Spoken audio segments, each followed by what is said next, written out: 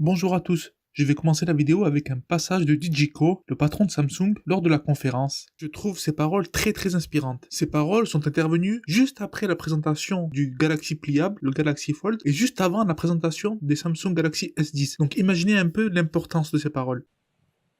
So, for those who say everything possible has already been done, I say, open your mind and get ready for the dawn of a new mobile era.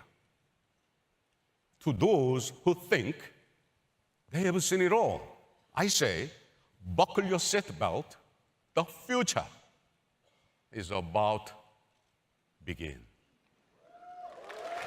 Comme prévu, lors de la conférence le 11 février, Samsung a annoncé ses nouveaux haut de gamme à San Francisco. Remarque tout à fait intéressante, cette conférence a marqué le 10e anniversaire de la gamme Galaxy de Samsung. Ils étaient donc très attendus. J'ai regardé toute la conférence en direct. Il y a plusieurs points sur lesquels j'aimerais revenir. Tout d'abord, j'ai eu l'impression que Samsung se transformait de plus en plus en une marque comme Apple.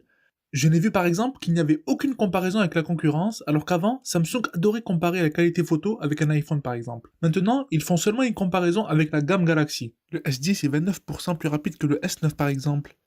Ou un autre exemple, le S10 a une batterie plus importante que le S9. Selon moi, Samsung a compris qu'elle n'a plus besoin de donner de la crédibilité à ses produits en les comparant aux iPhones. Deuxième point, depuis plusieurs années maintenant, je trouve que Samsung sait faire de très belles conférences. J'en ai pris littéralement plein la vue. Et bien sûr, il faut pas oublier un Dejiko, toujours aussi parfait et autant investi. Ça fait très plaisir à voir. Après, tout n'est pas rose, il y a plusieurs points à améliorer, notamment avec le moment assez gênant où ils ont fait intervenir des youtubeurs pour présenter la suite Adobe Rush sur la gamme Galaxy. J'ai trouvé ça tellement forcé et tellement vide de sens, car ça n'apportait absolument rien à la conférence. Allez, j'arrête de vous faire attendre et je passe maintenant au produit que Samsung a annoncé. Je vais essentiellement me concentrer sur les S10 et je présenterai la merveille technologique qu'est le Galaxy Fold dans une prochaine vidéo. Concernant les S10, on va pas parler de révolution, mais plutôt d'évolution majeure. Samsung a voulu montrer à quoi vont ressembler les smartphones des 10 prochaines années. Durant la conférence, 3 S10 ont été annoncés. Le S10 Plus, le S10 et le S10e, ou bien S10 Essential. Essentiel en français. Le S10 Plus a un écran de 6,4 pouces, le S10 6,1 et enfin le plus petit de la bande, le S10e, qui a un écran compact de 5,8 pouces. Je vais maintenant vous présenter les principales nouveautés de ces modèles. Tout d'abord, on ne peut pas passer à côté de ces magnifiques écrans Infinity Haut Display qui permettent d'avoir une surface d'affichage qui prend 93% de la face avant.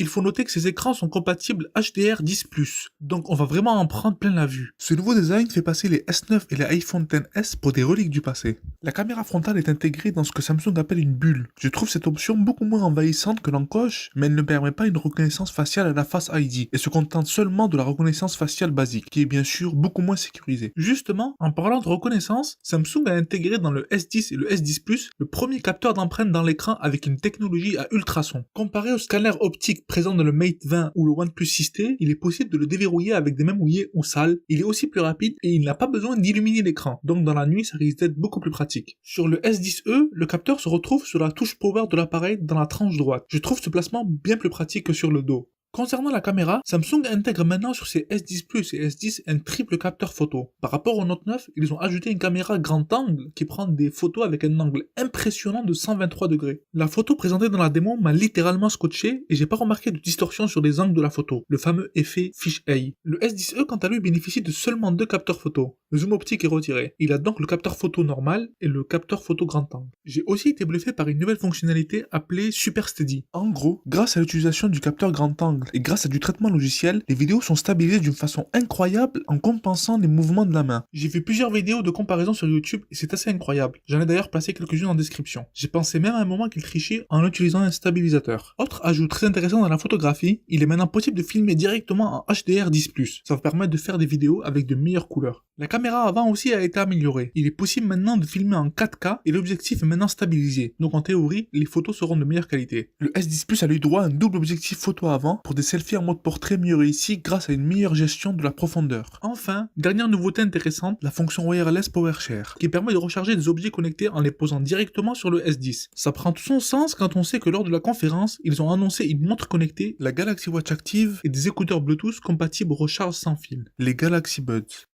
Concernant les prix et mes conseils, le moins cher de la bande est le S10e. Petit rappel, il a seulement un double objectif photo arrière et le capteur d'empreinte est sur le bouton power de l'appareil. Ajoutez à ça, l'écran est plus petit et non incurvé. En dehors de ces quelques points, il est tout pareil. Donc, je vous le conseille si vous en avez marre des écrans qui deviennent de plus en plus grands et surtout si vous en avez marre des écrans incurvés. Je sais que ça fait pas l'unanimité. Je vous le conseille aussi si vous ne voulez pas mettre 900 € dans un téléphone car il est proposé à 759 € dans sa version 6 Go de RAM et 128 Go de stockage. Le S10 avec son triple capteur photo et son empreinte digitale sous l'écran est proposé à 909 € dans sa version 8 Go de RAM et 128 Go de stockage. Enfin, le plus grand de la bande, le S10 Plus est proposé à 1009 € dans sa version 8 Go de RAM et 128 Go de stockage. Il est le seul à avoir un double objectif photo à l'avant. Donc, si vous aimez les grands écrans et les selfies en mode portrait mieux réussis, foncez. Il faut noter que le mode portrait pour les selfies est aussi présent sur les deux autres téléphones. Mais seulement là, ils veulent se faire d'une manière logicielle, alors qu'avec le S10 Plus, le deuxième objectif permet d'avoir une meilleure précision.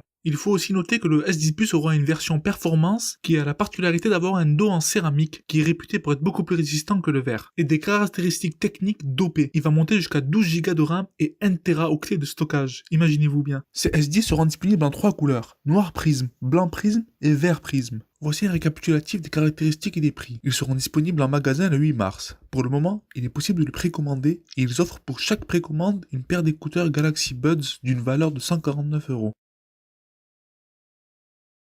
À la fin de la conférence, ils ont mis la cerise sur le gâteau en annonçant une version 5G du smartphone. Personnellement, c'est celui qui me hype le plus. Je suis une personne qui adore les écrans géants et ça tombe bien. Le S10 5G aura un écran massif de 6,7 pouces. Il aura aussi une plus grosse batterie pour mieux profiter de la 5G d'après Samsung.